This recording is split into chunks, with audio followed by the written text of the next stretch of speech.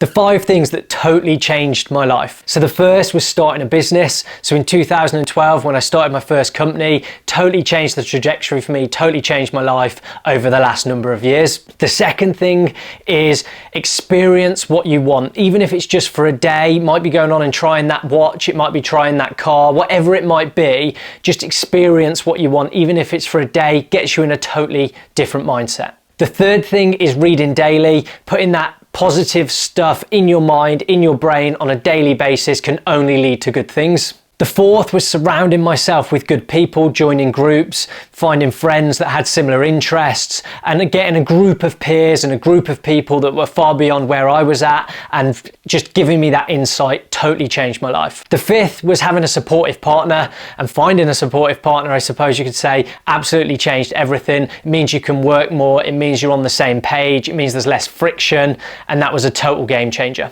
And then final thing that changed my life was forcing myself to do things that I didn't want to do. I wasn't feeling like it, I still did it. I wasn't having a good day, I still did it. I was tired, I still did it. And it was just doing things I didn't want to do even when I didn't feel like it.